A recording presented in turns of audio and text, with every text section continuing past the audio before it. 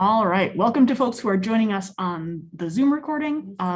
We had a bit of computer problems at the start, but everyone is now working on Lab E.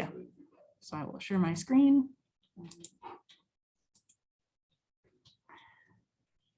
So this lab will help you practice computing confidence intervals and allow you to do some simulations to check whether the percentage level of confidence of the confidence interval actually corresponds to the frequency with which that confidence interval contains the true value of the parameter. So please give this a try and let me know when you have questions.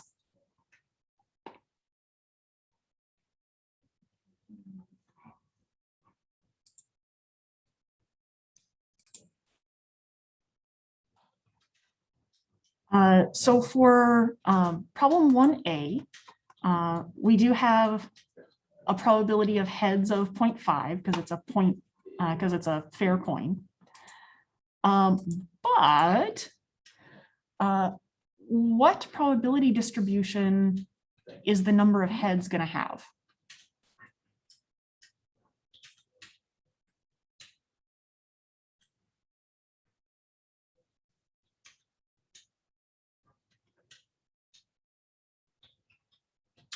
Right. So how can you generate random numbers from a binomial distribution in R?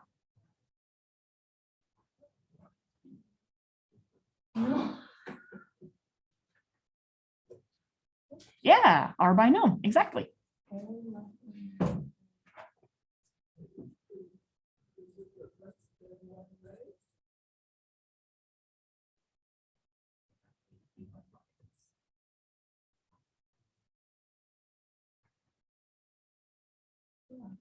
No, maybe, it's because of the double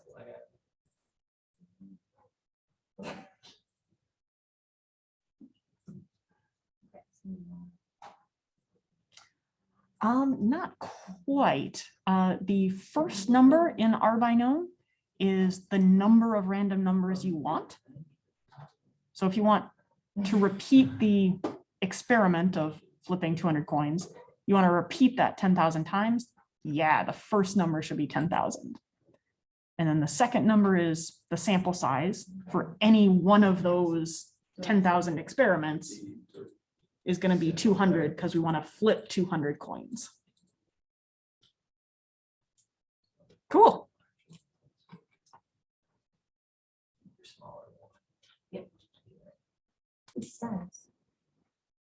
Hey, Vivian, good question.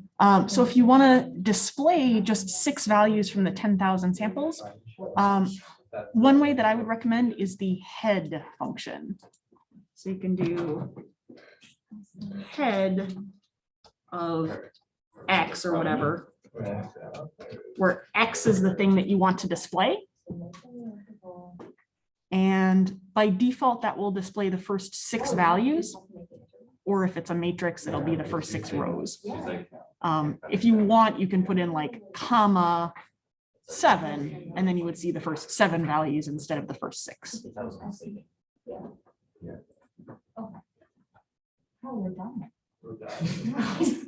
We finished the lab? I finished part E.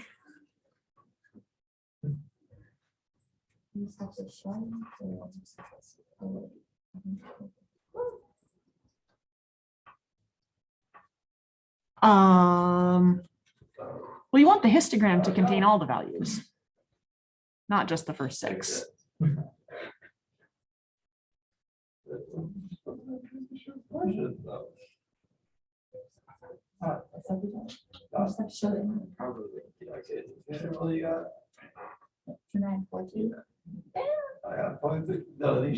Oh, this should be. Right. Yep. So that'll be one code cell, but 2 different lines of code. A histogram of all of the data and just display the first 6 values. My Z is.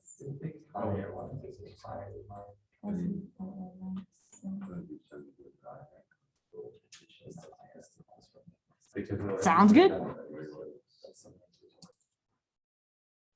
Hey, Vivian. How to calculate the Z sub alpha over 2 value? good question. So what does z sub alpha over 2 represent?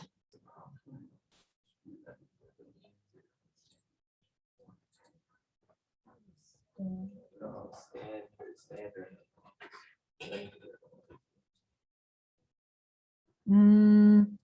We use it to get the confidence interval, but where does z sub alpha over 2 come from? What distribution is it connected to?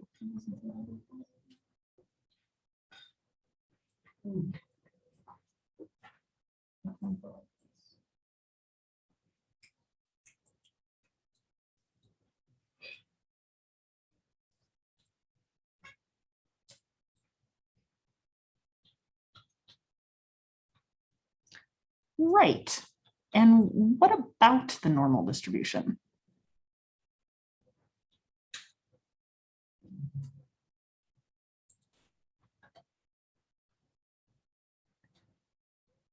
Yeah. So in other words, the z sub alpha over 2 is the cutoff point, the x value or quantile, so that alpha over 2 is the probability of being to the right of that point. So what R function will tell us a cutoff value that gives a certain probability of being on one side of that for a normal distribution?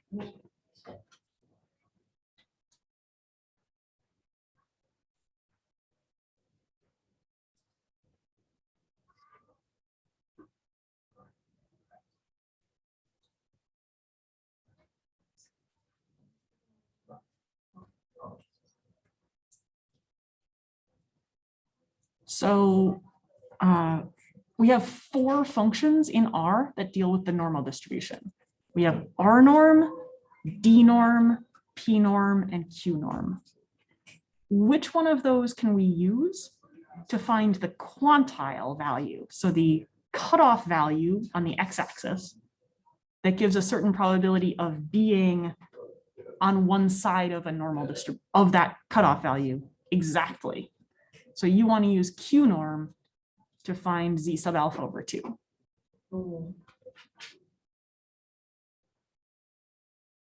You're welcome. Yeah, so you're gonna want 10,000 samples. Yeah, why just one? For part B2, let's see. So finding the p hat L and p hat U, let's see. P hat minus or plus z alpha 2 times the square root. So you're on the right track, but what is the sample size that you used for any one of these p hats?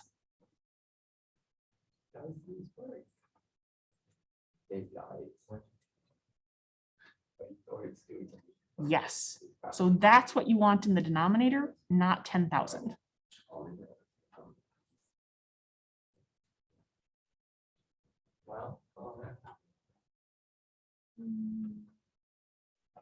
Cool.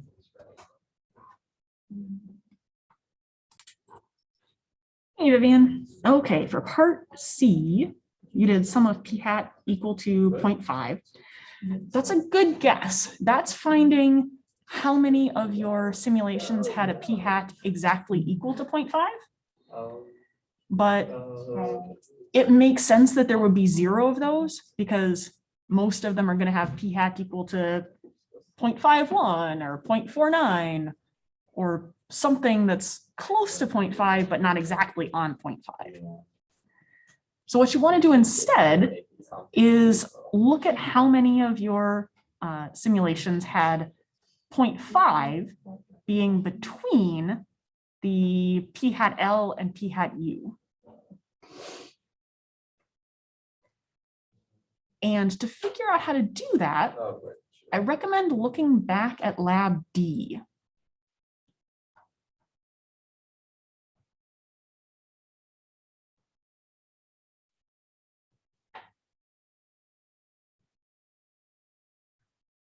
All right, you're welcome.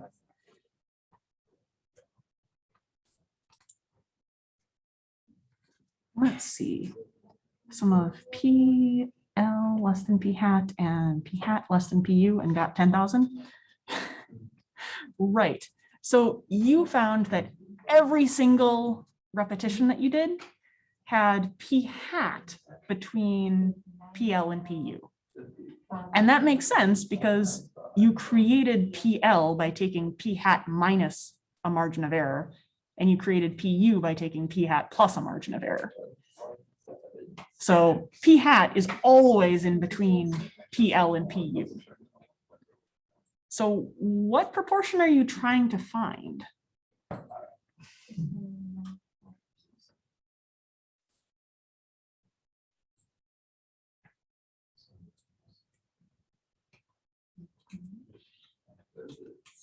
Right. What is the true value of P?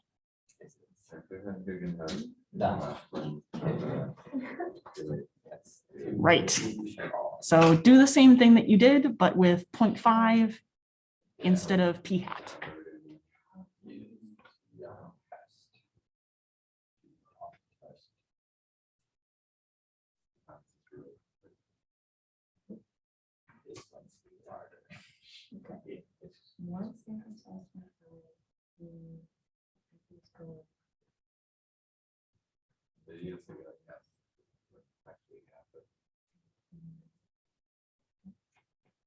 Exactly.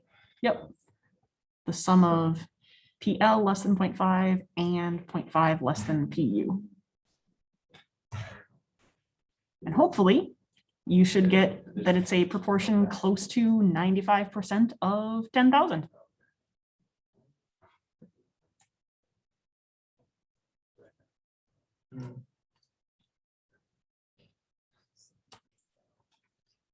You got 0.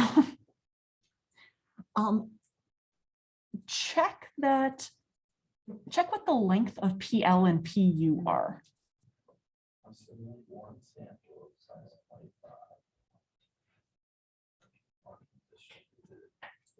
Check what their lengths are. So you can just do the length function.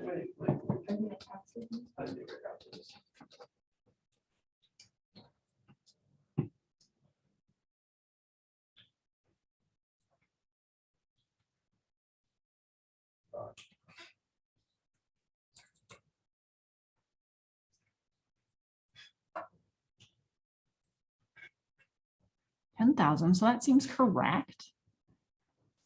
Let's see. Do you want to share your screen?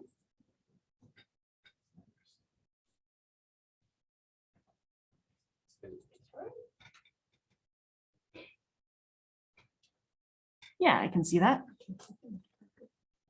Okay.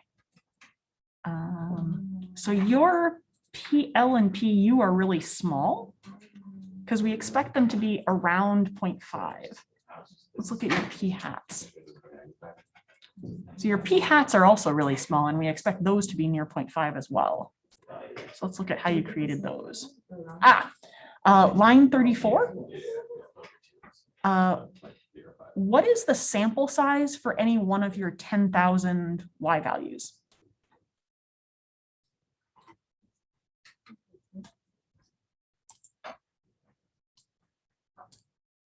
$200.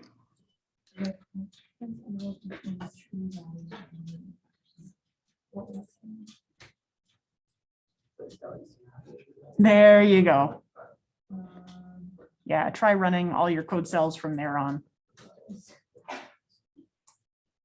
Yes. Sounds good. I'll be back. Hey, Vivian. You got around 8,936. Is that near enough to 0.95? That's not bad. It did seem like people I was seeing in the room were getting more like 9,400. So closer to 95%. So maybe you want to just double check things and make sure that things are the way you expect, that you're actually, yeah, let's check that first. Tell me how you got your Z sub alpha over 2. All right, you take the AP exam, or you can just get the college credits, or you just take it again at technical college? I'm like, I'll just take it again. All right, I'll have so material. you found the So that quantile just- value yeah. that has 95% And of the I just data park with buddies, below it's it. like a 40-minute drive, and they're like, well, since your car. But that is actually giving you a 90% confidence interval. So I was like, cool. Because So we just show up and I just. um, on back. let me share my screen and we'll do a little graphing. And then come two came Fortunate around. enough to live up the hill from a community college, so I did. Dang. So we'll do. So in the winter, I would actually sled to school. mm, It was amazing. So I live on like this hill and the parking lot is really. Loads of libraries. That's kind of a dream. It's honestly a dream. So it's just like sledding down and walking across. And then Traffic not make that an issue, they're not like. No, so my house is kind of like, there's some condos right here and there's like this big hill. And it's technically not our property, it's their property to like fun and stuff, but as kids and stuff. we're not used to and it. just let X be some values between -4 So and I 4. got it directed then And connect let to, like, Y the be backpack parking lot of the community college. the heights of a normal distribution for X. And do standard normal. Run those. Until COVID hit, I think What math classes do you guys have next semester? And then we'll do One, that's nice. either on the office or actually, let's just do, I'm just gonna not use GG formula here for speed. We'll do plot Y squiggle X. You said we just. uh, How was it? I mean, I see that was. Oh. When I did, so I like. And plot here. Just so That would be good. I'm gonna study too much. Would you take abstract? All right, so we got our normal distribution curve here. Let's go ahead and I'm gonna plot some lines.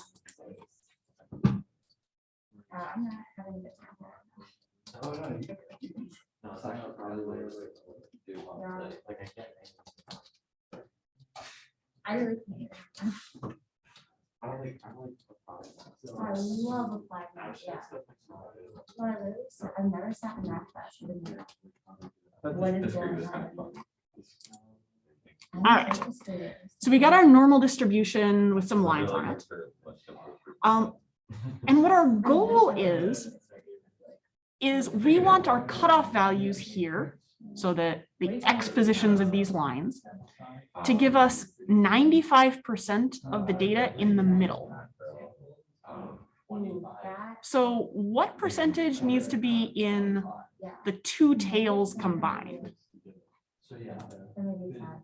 I don't Or know. not. Right, you want Z sub alpha over 2 equal to Q norm of 0.975. Because that way Can be good. you'll have the 0.95 that's in the middle Where you take the next one. and the 0.025, so the 2.5% that's in the left-hand tail. That'll get you this right-hand cutoff that has 2.5% to the right. Okay, I'm saying, wait, is that, that's not. Yeah. As a grad teacher all the time. Oh my goodness. So fun. That's really good. Wait, you do the econ. You're welcome. Okay. Yeah, I would recommend sketching out the little normal curve and writing in like 0.95 in the middle. Okay, so then I want 5% in the tail, so 0.025 is the area I want to the right. Dang, wow. Thank you, that should be fun. Pretty good. Sorry, I need you. Hey, Vivian. Yeah. Part E, let's see. Remind myself which one that is. Okay, so this is the confidence interval when you get 72 heads out of 200 coin flips.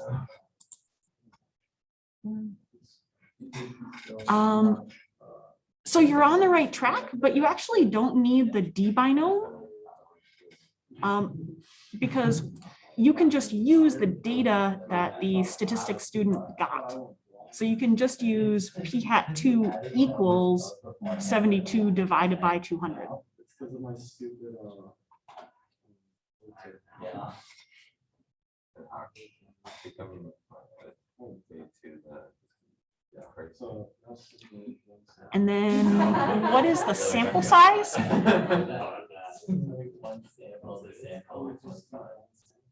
Do it. Yes, so you want to divide by 200, not 72. My house, yeah.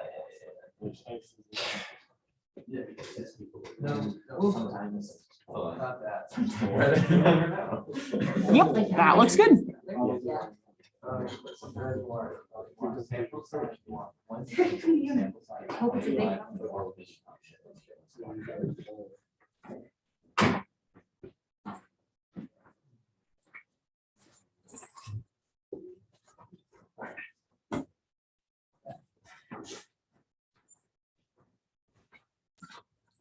Tomorrow. Thank you. Have a good one. Bye. So you don't need the head in there. It's just asking for what is P sub L2 and P sub U2. That those are just going to be one number each because you only have one value of P hat.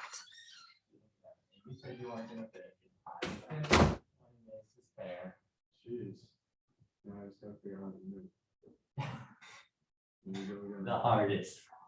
Yeah, I'll load up fluids in the meantime.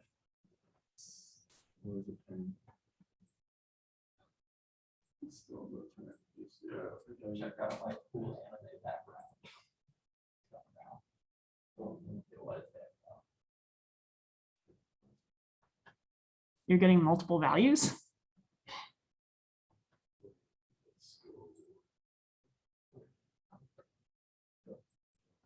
Oh, in your code for P sub L2, you want to be using P hat 2. Plus and minus the margin of error. Right now you have P hat.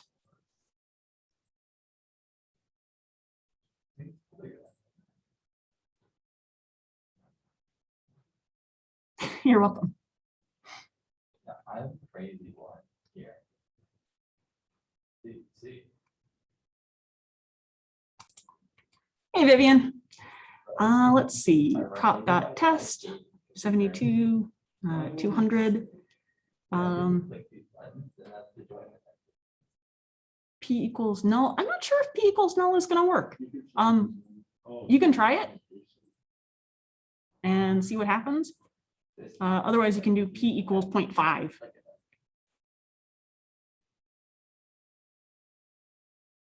Cool. Yep, that looks good. And so what is the confidence interval?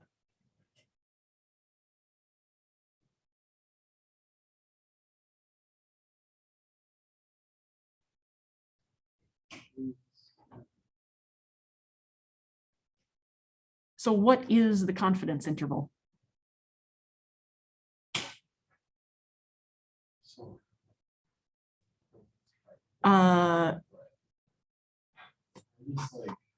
Hang on just a sec. Yep, so the confidence level is 0.95. That's right. The confidence interval is the 0.2943 up to 0.4311. So that's where it says the 95% confidence interval. And that should be close to what you got using the formula in the first part of that problem. Where you get this dark statue if you both sacrifice. So the tree son got sacrificed and allegedly the night. Cool. Any questions about that? How Paragon works. Or about I problem had a one in better general? tower, but then I sold it trying to get a better tower. But it came up No, good question. So the last degree uh, was 64. if she's using a fair coin, that would mean that the true value of P, the probability of heads, was 0.5. All the dark towers. But 0.5 is not in the confidence interval. it makes a paragon tolerant. So I just make it. that confidence interval is telling us we're 95% confident Yeah, shit, that that was more. the true probability of heads is between 0.29 and 0.43, So now my goal is just to get more. and 0.5 is not in that interval. So that means we're at least 95% confident that the true probability of heads is not 0.5. And this is the paragon, dude. He's the one making this. All these purple balls. Cool. Any other questions I can help answer before I head out?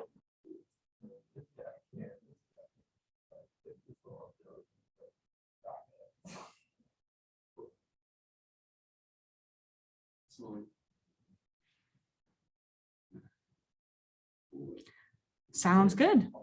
I will talk to you by email later. Have a good day. Thanks. I don't care if I lose.